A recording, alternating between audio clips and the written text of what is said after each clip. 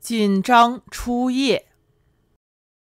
郭嘉兴端着杯子，目光既不看玉米，也不回避玉米。玉米注意到他的眼珠子是褐色的，对着正前方看，十分的专注，却又十分的漠然。郭嘉兴一口一口的喝，喝完了，玉米说：“还要不要？”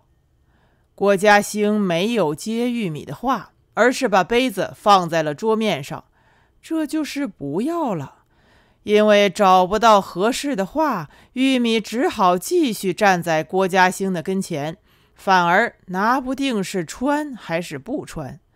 他怎么这么冷静？他怎么就这么镇定？什么也不说，什么也不做，脸上布置得像一个会场。玉米禁不住紧张了。玉米想，完了，人家没看上。可是也不对，郭嘉兴的脸上没有满意，说到底也没有不满意。或许他觉得这门亲事已经妥当了呢。这应该是领导的作风，不管什么事，只要他觉得行，事情就定下来了，没有必要再咋咋呼呼。这就更不像了。玉米好歹是个姑娘，哪里是木头？这里又没有人，她不该一点动静都没有的。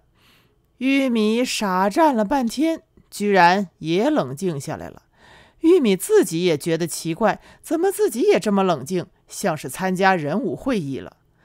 但是冷静归冷静，玉米实实在在已经害怕了郭嘉兴了。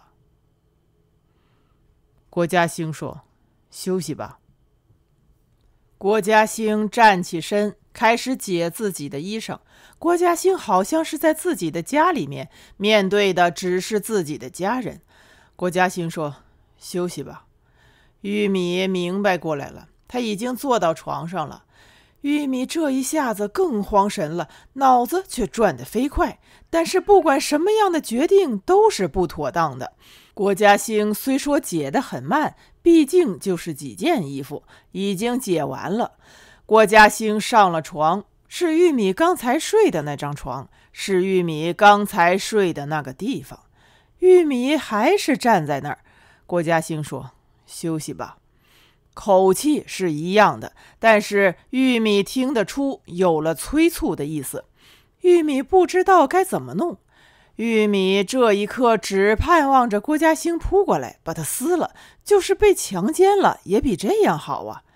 玉米还是个姑娘，为了嫁给这个人，总不能自己把自己扒光了，再自己爬上床，这怎么做得出来呀？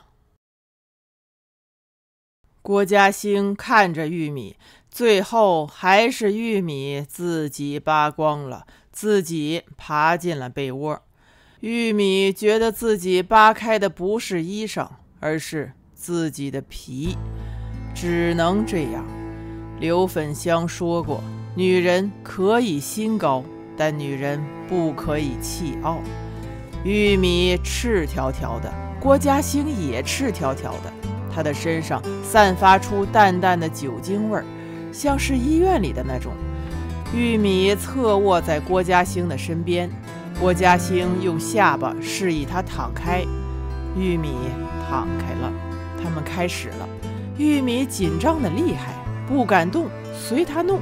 起初玉米有一点疼，不过一会儿又好了，顺畅了。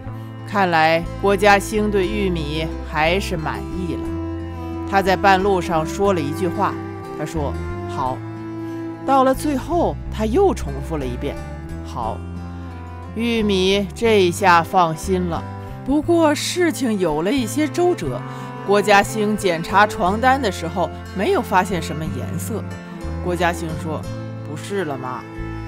这句话太伤人了。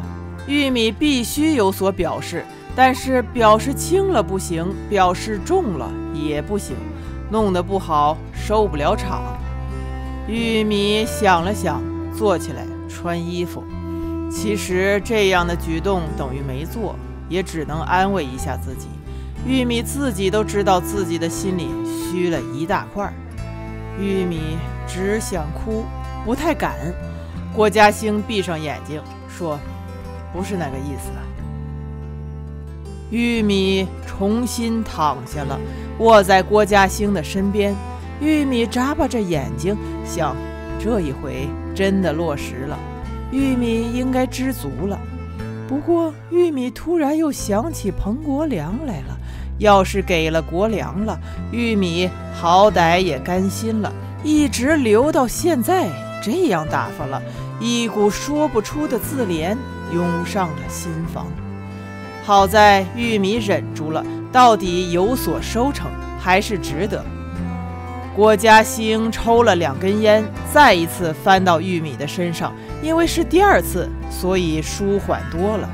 郭嘉兴的身体像办公室的抽屉那样一拉一推，一边动一边说：“在城里多住2天。”玉米听懂了他的意思，心里头更踏实了。